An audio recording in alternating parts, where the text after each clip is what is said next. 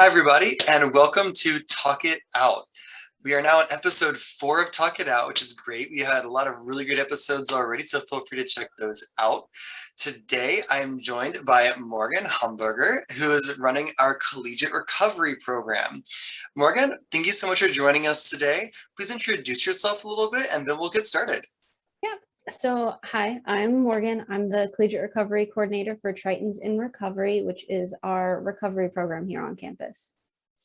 Awesome. And recovery is such an important aspect of mental health. Again, this is Talk It Out. So this is all about mental health for college men. And this is such an important program that we have. And we really are excited to share this for you today. So to sort of really begin these kind of overarching umbrella questions, what is recovery and how does recovery look in a college setting? Yeah, so addiction recovery is when a person with a substance use disorder or someone who identifies as having an unhealthy relationship with a substance decides to make those changes to their substance use habits. I mean, for some, that's abstinence-based recovery, so just no substances whatsoever, and that's their definition of recovery. And for others, that could be a more harm reduction approach where they're decreasing and monitoring their use. And as far as like addiction recovery on college campus, it happens on almost every campus every day. Across the country, there's collegiate recovery programs, just like Tritons in Recovery, that provide community and support for students in recovery from substance use disorders. Being in recovery doesn't mean you can't get your education. Tritons in Recovery is here to help students balance both their education and their recovery at the same time. And I also want to expand to say that the collegiate recovery program here is for more than just alcohol. Tritons in Recovery is here for students in recovery from substances, gambling, porn, disordered eating, you name it, we're here for you. That's awesome. The program is just so big and there's so many ways to get involved. And I'm really glad that you brought up that while recovery is so important in someone's life, potentially, also so is their academics, right? There are students also, and these programs allow you to do both. You don't have to choose one or the other. You can be a student in recovery and still be successful here at UCSD. So that's a really, really powerful thing.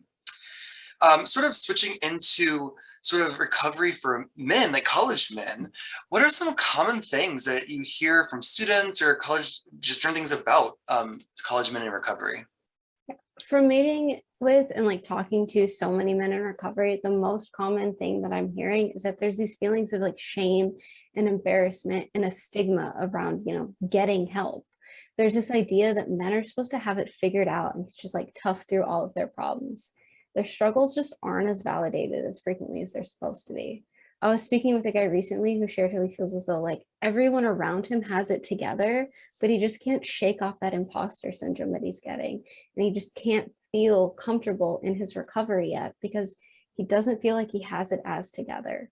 But thankfully, the program that he's working through, he's kind of starting to shake off those feelings and get more comfortable. And, all those feelings of shame and embarrassment are, starting to slide off and he can be comfortable and happy with who he is. Gotcha. And those feelings of shame are so powerful. And especially in a year when we're already experiencing stress from COVID and you're going to be stressed as a student, like there's already all these levels of stress. Adding on top of that shame, guilt, that just adds so much more onto someone's plate, and that can really impact not just their academics, but their whole life. So it's super interesting. It's also something interesting to know is that imposter syndrome in the college age group is so prevalent, especially like across certain programs. We see it a lot, and you're here, you're in, like you're a student, you made it already. Like you should feel proud of that. I'm sure there are still challenges that you have to do in the future, but know that you belong here. You have a place here at UCSD. Additionally, through counseling and psychological services, there are imposter syndrome groups you can join, and they also are led by therapists or led by counselors who help you sort of work through those things in a group setting as well.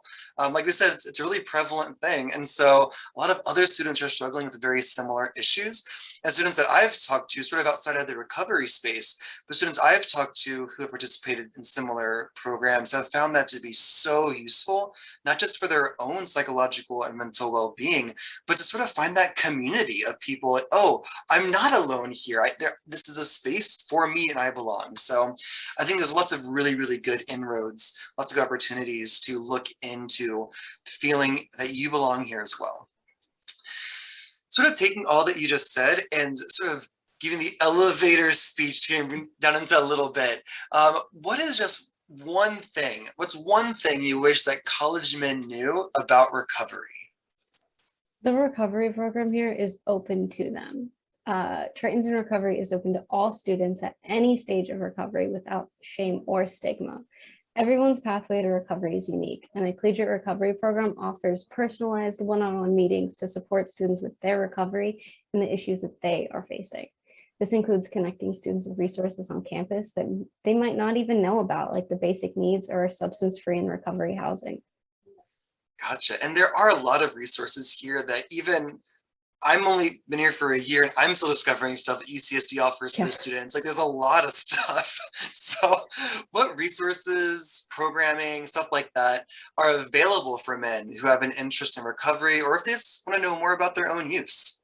Yeah, so Tritons in Recovery offers multiple meetings a week for students interested in recovery or who are already in recovery.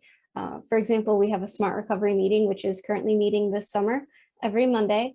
And Smart Recovery is a mutual support meeting that focuses on like 4 key points to attaining recovery, such as building and maintaining the motivation to change, coping with those urges as they come up, managing your thoughts, feelings, and behaviors in an effective way without the addictive behaviors, and then living a balanced, positive, healthy life.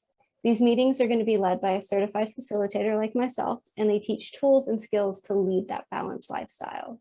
We're also offering 12-step fellowships to students who meet and they want to attain and maintain sobriety through sharing experience, strength, and hope. The 12-step meetings are a safe spiritual program that helps students find community in recovery through action-based service. We also have an all recovery meeting for students that are in different pathways to recovery because our program honors every pathway. I also currently lead this group, and it's basically going to be a mutual support group that provides tools and coping skills to manage stress, relationship, and recovery in that healthy, balanced way outside of the typical 12-step or SMART setup.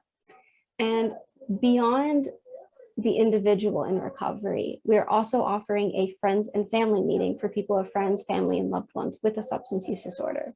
This meeting is a place for support and to work on developing tools to cope with the emotional challenges that come. And, you know, for the students who aren't in recovery, don't know if they want to be in recovery, they're still in that spot where they're trying to figure out, is my use unhealthy? What is my relationship with these substances? You can actually set up a meeting with our alcohol, tobacco, and other drug health educator, Christine Glissman. Her email is cglissman@health.ucsd.edu.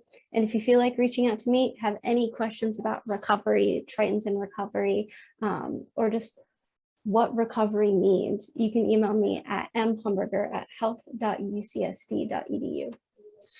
Thank you for sharing that. And I think it's actually also really important that you shared your contact info and that your face, you're here doing this. I think, and this is sort of what the research shows as well, that it's one thing to educate, it's one thing to get someone in the door and actually make that actionable step happen. And the more that we can take away those barriers and show what those steps look like is so important. So just the fact that you lead some of those meetings, and if someone comes, they might see your face, and like that, just kind of reducing those barriers helps so much. So if you're listening out there, this is the person that you're going to be talking to possibly about that. We're not scary. Please reach out to us. Yeah, and if you ever just want to stop by, see who I am, and you don't want to send that email, you can find me in my office. It's room 100D in Student Health Services. Yeah, and if you need help finding student health services, the building itself, we are right in the middle of campus, right across from the Price Center, right across from the Target and Price Center, as well as Library Walk, the big library, all of that. We're really centrally located. And so we're here to help however we can help. All that being said, thank you so much for joining me today, Morgan. I know you're very busy and you have a lot going on. This has been really wonderful. And college mental health is complicated, men's mental health is complicated, and finding ways to bring all that together is also complicated. And so I really appreciate the recovery space, all the work you've done, all the development you've done in this recovery space as well, and really finding really good, unique ways to reach out to students, meet people where they are. And it's really important. Thanks for having me. My pleasure. My pleasure. Thank you all for joining us. We'll see you next time on Talk It Out episode 5. See you next month.